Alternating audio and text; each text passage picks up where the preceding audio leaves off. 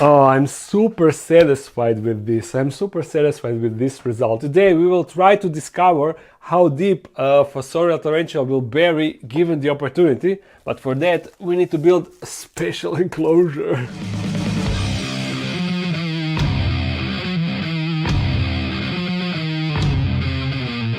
By now you are probably familiar with my enclosure design that you can build by yourself using these special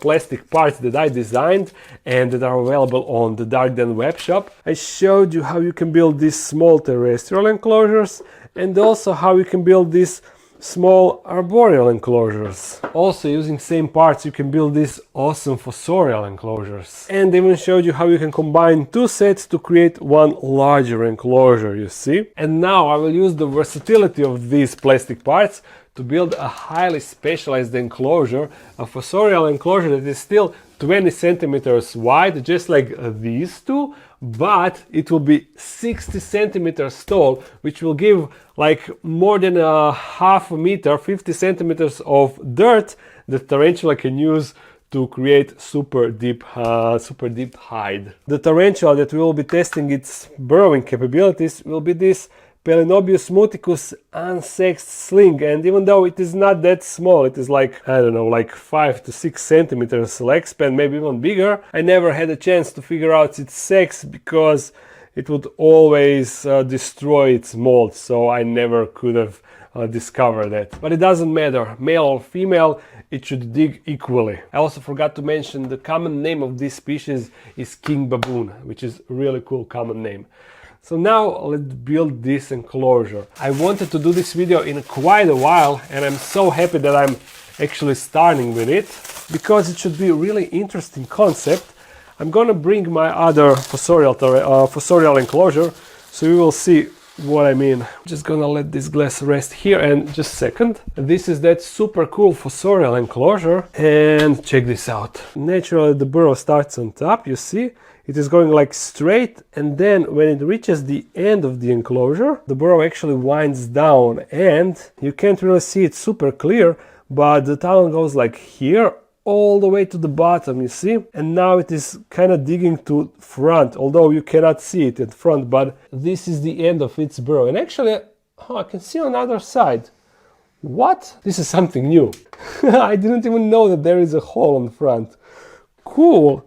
So my question is, did tarantula started to dig straight because she reached the bottom, or she would just normally do this curve? So by providing super deep substrate, we are going to figure that out. At least we should figure that out. That is, if the tarantula will actually dig. I mean bury that deep. Because you know, tarantulas are kind of weird and sometimes, I mean most often they don't really do what we would expect from them. So it is quite easy that this tarantula will now, after I rehouse it in the new enclosure, she won't dig for like a month or so. But we will do a time jumps and hopefully with enough time, she should make an appropriate hide. Now let's build the enclosure. The process of building this enclosure will be the same as with building these, but since this is super tall enclosure, I will use this shelf to support the structure at the start. And this is the bottom. It is the same panel as in the other enclosures. So we need to put the silicone on 3 sides, left, right and the back one, while leaving the front side without the silicone. I left a gap over there because I want the back panel to be leaned on the background. If you make it straight, I mean if you push it to be flush with the back, the panel will just fall on you, so you don't want that. Currently it is not important that the angle is 90 degrees, because the side panels will do that now. So I just apply silicone to one side, like this, and then just push it over there. And now make sure that the top is flushed. You see, this is now correct, and also the angle is over there correct. It is 90 degrees because the side is 90 degrees. You can't go wrong with that. Now the other side panel, same thing. You apply the silicone on just one side and put it in its place. Right here. Be gentle at first, and then when you see that everything is at its place, then you can squeeze it a bit better. Now I can actually move it, and you see, since the silicone is so thick, he actually holds the glass already. Even though you can move it around, I don't really need to secure the glass with anything. You don't want it to stay like this indefinitely, but in theory it could. Now I put the top ventilation just to make sure that the width is correct. Now the front panel, and this is actually the largest front panel ever. You see, this is a front panel of standard arboreal and terrestrial enclosure. So yeah. What you do now, you apply the silicone to the inner sides of the glass. So not on the side, but on the inner, like, I don't know, I will show you on the camera, you will get the picture. There's a saying that a picture says 1,000 words. So that means that a video says like 10,000 words, I don't know. Oh, I now figure out that this will be a bit tricky because it is so big. I can easily hold this glass in my hand and just silicone all sides, but this will be not as easy. Yes! Now that goes at its spot. I'm not gonna lie, it is a bit tricky doing enclosure like this, of these dimensions, and you see, without any painter's tape or anything. Since the plastic parts are so high up, I cannot really record it to show you, but there is a video how I'm doing these enclosures, so you can check that out if you want to see how this process goes in detail, making sure that nothing moved. Great. Now the door, such a small door, the same door that you have on the standard terrestrial enclosure. This part will hold the door at its place, and if everything is correct, the door should open, yes, easily. Now the other side. And the top panel. I'm gonna need a chair actually. Building this on the table was not my brightest idea, as you can clearly see. Let's go there. Great. And last thing is to glue the top ventilation.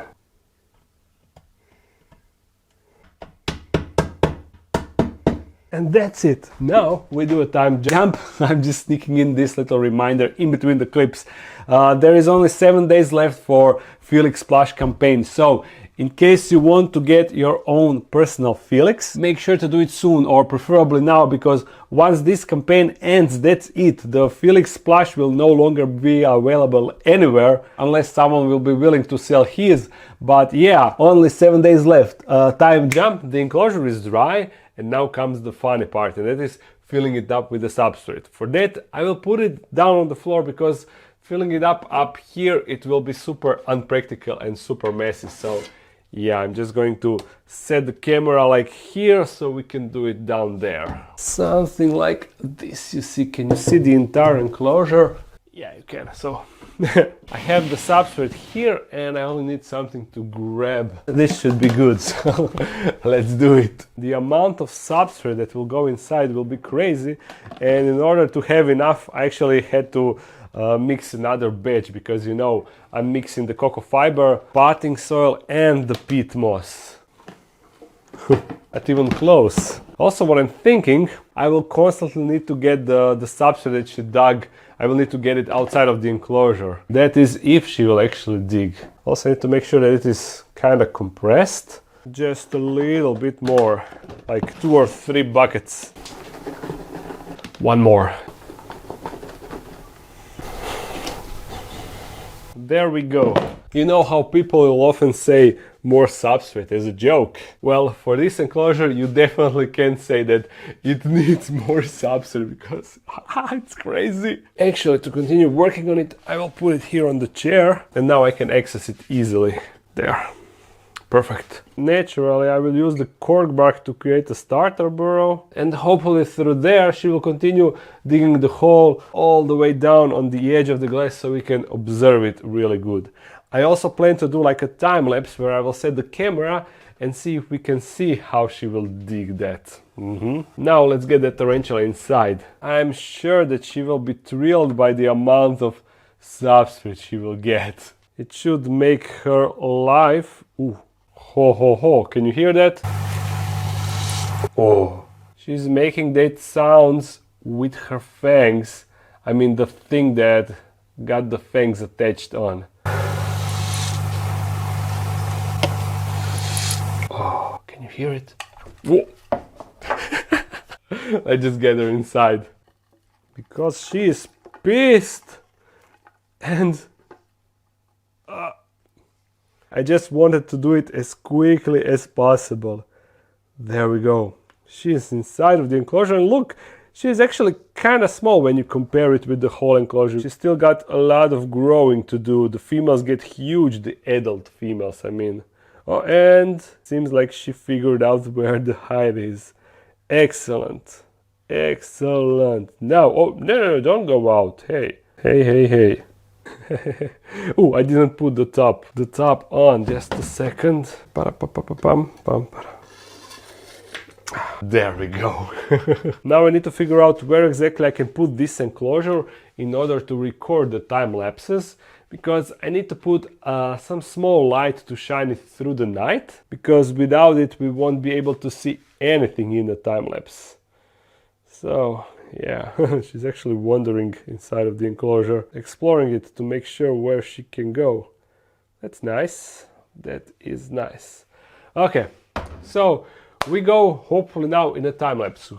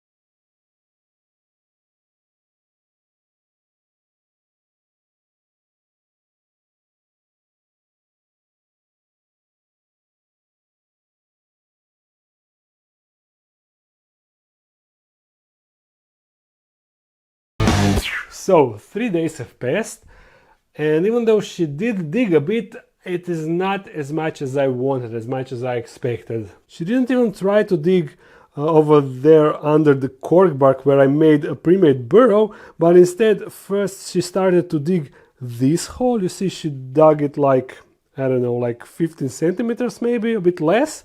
And then she started making this hole, and now I noticed that she's actually digging a hole here. So she dug in all three corners except in the corner where I wanted her to dig. So kinda a trolling personality from this one.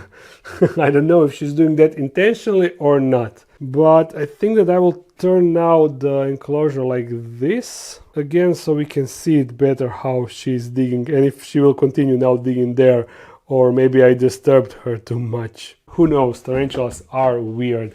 But this time I didn't plan this to make it for next week's video, as I usually try to record a video like 5-ish days before I need to release it, before Monday. But this time I'm recording this way in advance. I already have a video for Monday, so I can afford to wait for her to actually do something more meaningful. So back to the time lapse.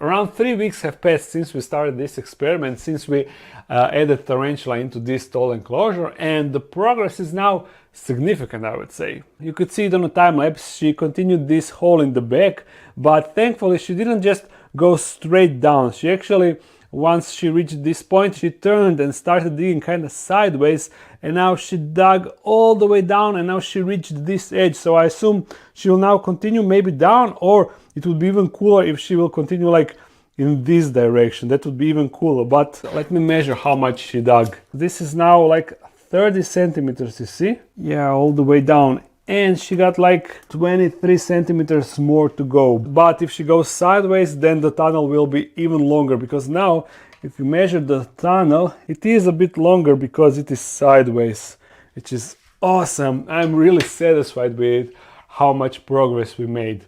Now what I want to do before I continue this time lapse, this is still not the end of this video. I want to still let her dig for like few weeks, I don't know, hopefully to see her reach all the way down. If not, it won't be a problem, but for sure 2 more weeks of time lapse is guaranteed. And before we jump into that, I just want to fill this hole with the dirt that she dug, which is really interesting. You see, even though she dug all the way down, there is not a lot of dirt outside, which is nice. I was convinced that as she will dig her hole, I will need to pull substrate out of the enclosure constantly, but I never had to do that. I even don't have enough substrate to fill these holes. That's it. That is all that I wanted to do. Now we can continue this time lapse.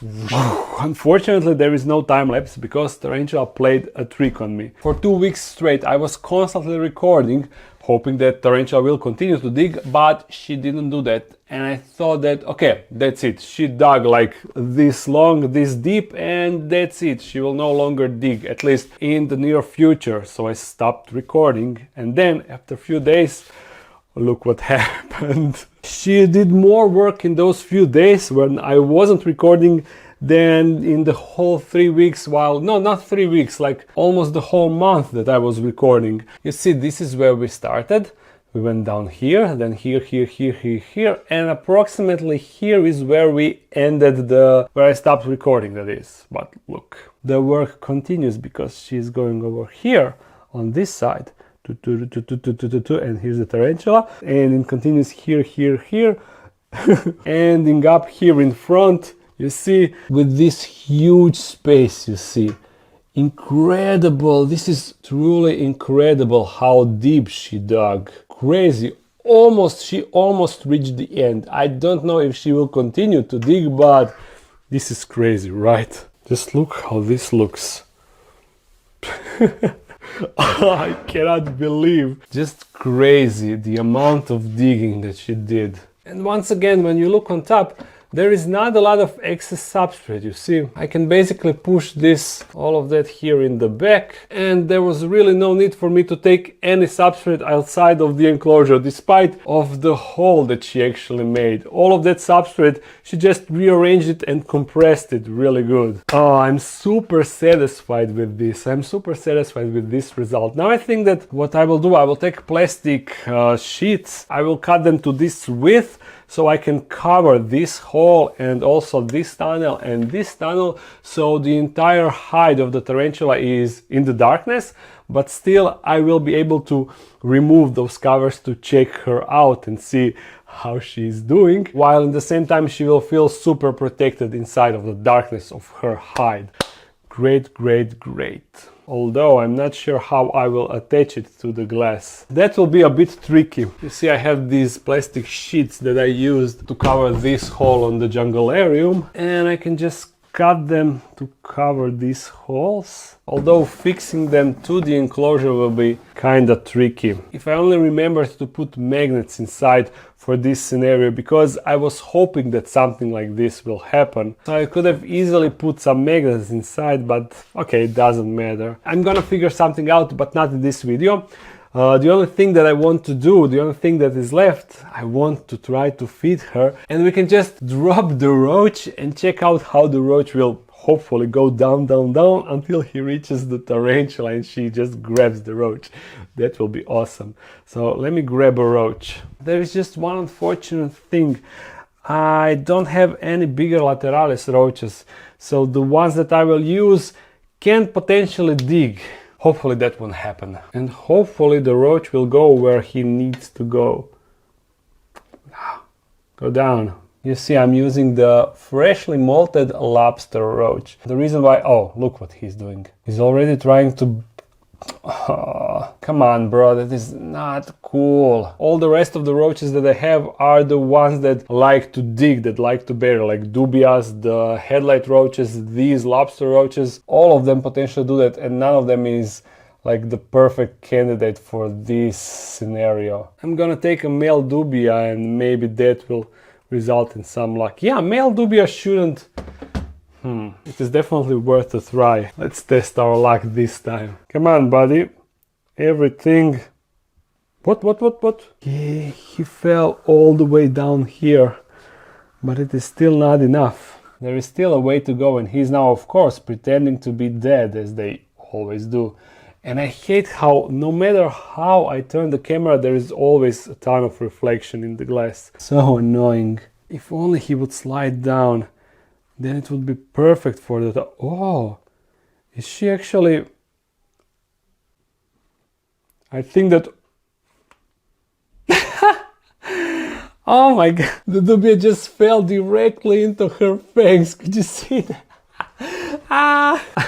This actually turned out hilarious. Great. You see, her abdomen is kinda small, so she was definitely in need for a good meal.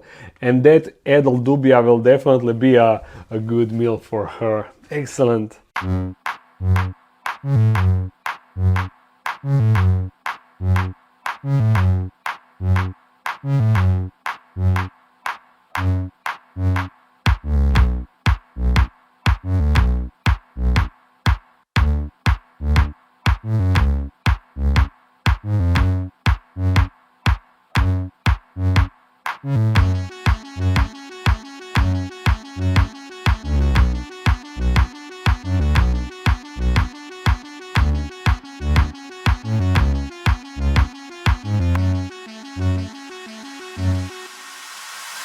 I'm trying to figure out what is she actually doing now. She was webbing up the prey with the happiness, of course, and now she moved to web here. So I'm thinking that maybe she is trying to close off this tunnel so maybe nothing else can get inside while she is munching on the roach. Interesting thing, right? It definitely looks like that because she is definitely webbing the empty area, not only on the surface like she did over here. She was webbing up the surface first. Oh, and now she's going back to the roach. And grab. Yeah, great. Okay, with this we can end this video. I would call this video a great success.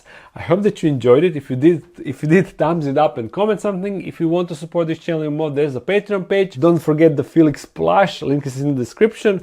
If you're new to this channel, make sure to subscribe. Upload every Monday, sometimes on Friday. See you again soon. Bye.